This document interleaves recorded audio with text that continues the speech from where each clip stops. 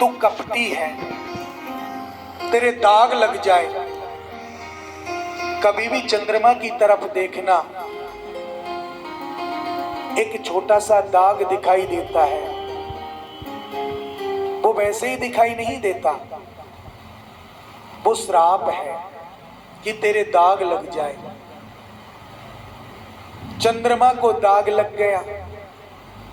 रोहिणी ने देखा कि अब तो चंद्रमा अच्छा नहीं लगता, क्योंकि किसी का चेहरा बहुत सुंदर है, जब विवाह हुआ था तो अच्छा था, और विवाह के बाद भगवान ना करे बिगड़ गया हो किसी कारणवश, चाहे पत्नी है या पति, तो ये कहते हैं कि जब फेरे होते हैं तो कहते हैं कि 7 जन्म का साथ निभाना।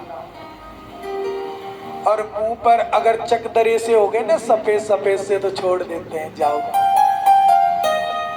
7 जन्म की तो बहुत बड़ी बात है, 7 सेकंड वास नहीं कर सकते। इसके कारण दक्ष की कन्याओं ने शिव जी की स्तुति की।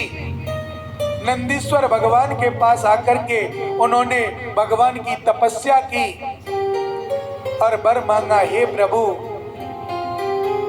हमें जन्म जन्म तक आपकी शरण में ले लीजिए, संसार में रहना नहीं चाहती, और उन्होंने उनको शरण में ले लिया।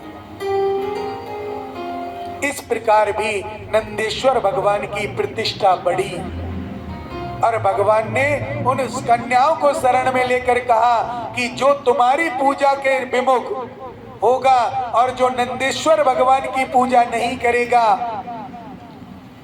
वो मेरा प्रिय कभी नहीं हो सकता। इसीलिए हर मंदिर में आप देखोगे नंदीश्वर भगवान का मुख शिवलिंग की तरफ होता है। जो परिवार बैठा हुआ है शिव परिवार, वो तो छोटी जगह में है, वो तो है ही। कहीं कहीं ऐसे मंदिर भी हैं कि शिवलिंग अंदर है, नंदीश्वर बाहर है, तो उनका मुख भी वही है।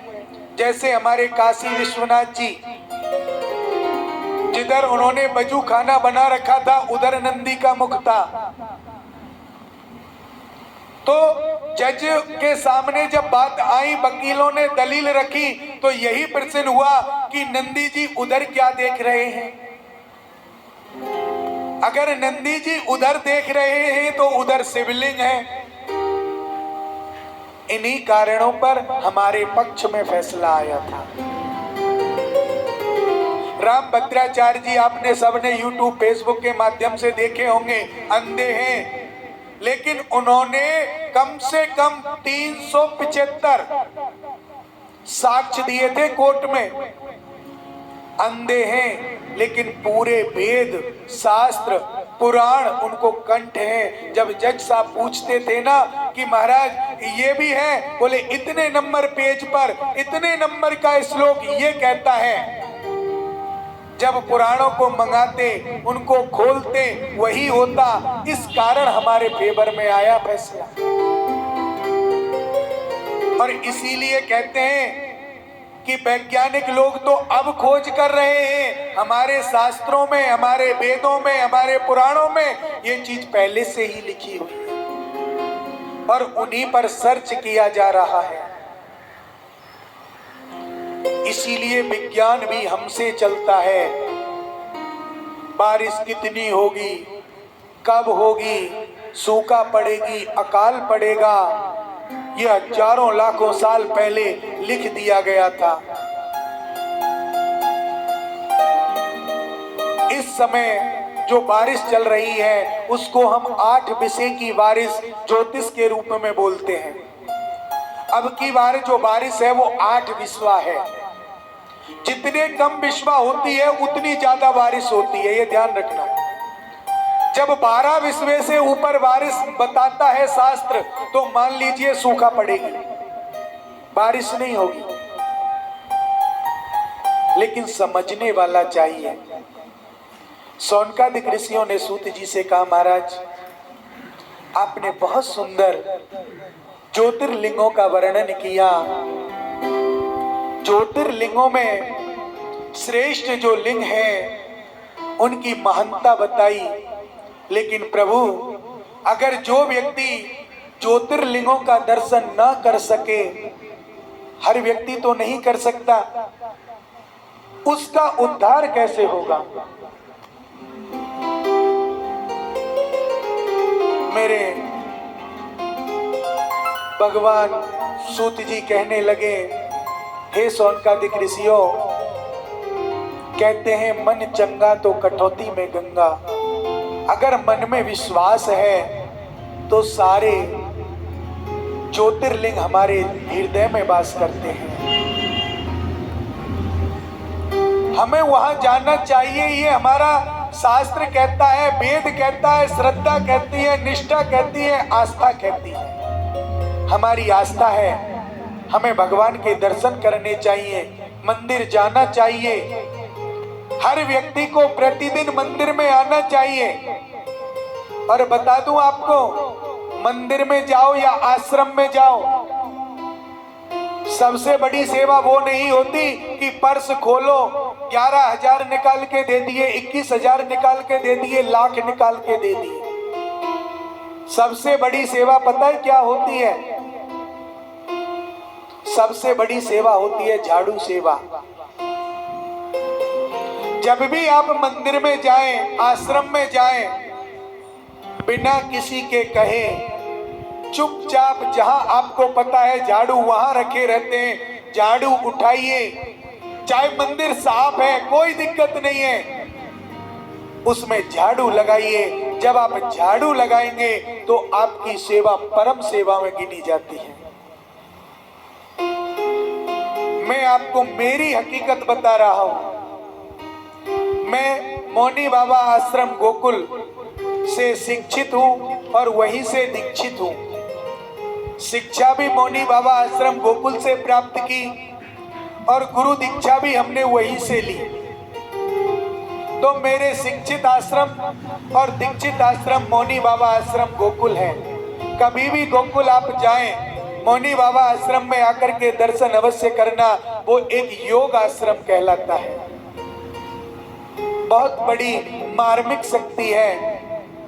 मेरे गुरुदेव का स्वरूप अगर आप देख लेंगे, 5 मिनट आंखों में आंखें डालकर देख लिया, आपके जीवन के संकट कट जाएंगे।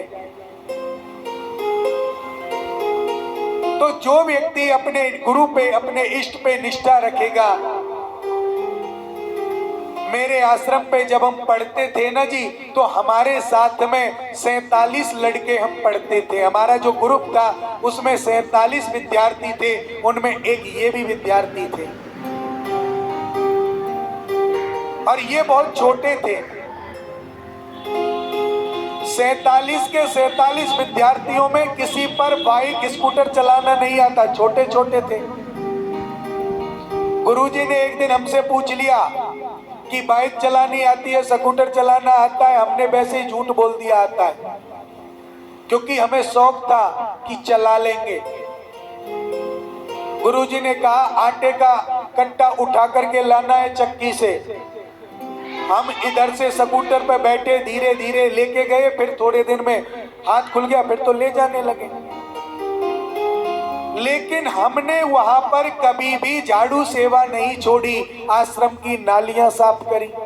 हमारे गुरुजी कहते थे जितना पढ़े उतना पढ़ो, कोई दिक्कत नहीं है, पढ़ने में मन ना लगे ना, उसी दिन सेवा करने लग जाओ।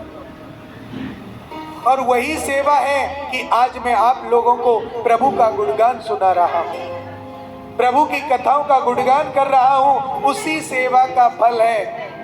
हमारे आश्रम का एक नियम है, शाम की 3 बजे चाय बनती है आश्रम पे, और वो चाय उस व्यक्ति को मिलेगी जो आश्रम में झाड़ू लगाएगा। दूसरे, चाहे वो आश्रम का प्रधान बन के बैठा हो, उसको चाय नहीं मिलेगी। और आश्रम में चाय की सेवा हमारे पास हुआ करती थी जब हम आश्रम में रहते थे, तो हम उसी को चाय देते थे। हम भ्रमण करते, खुद भी झाड़ू लगाते और भ्रमण करते कौन झाड़ू लगा रहा है, चाहे वो कितना भी बड़ा आदमी हो आश्रम में, चाहे वो कितने भी दिन से रह रहा हो, कितनी भी मन्नत करे कि मुझे चाय दे दो, उसको चाय नहीं दी जाती थी। तो मंदिर में जाए या आश्रम में जाए, सबसे बड़ी सेवा जो होती है वो झाड़ू सेवा होती है। आज से आप प्रण ले लो, मंदिर में जाओ या आश्रम में, आपको सफाई करनी है, झाड़ू सेवा करनी है। इसको करने से कोई कमजोर नहीं होते। शौनकादिक ऋषियों ने सूत जी से कहा, महाराज ये तो बहुत अच्छी बात है, क्योंकि जहां सफाई होगी वहीं प्रभु का वास होगा, लेकिन एक चीज और बताओ, हमने एक ज्योतिर्लिंग की बात सुनी है, सेतुबंध रामेश्वरम, वो कैसे पूजा जाने लगा और कैसे बना?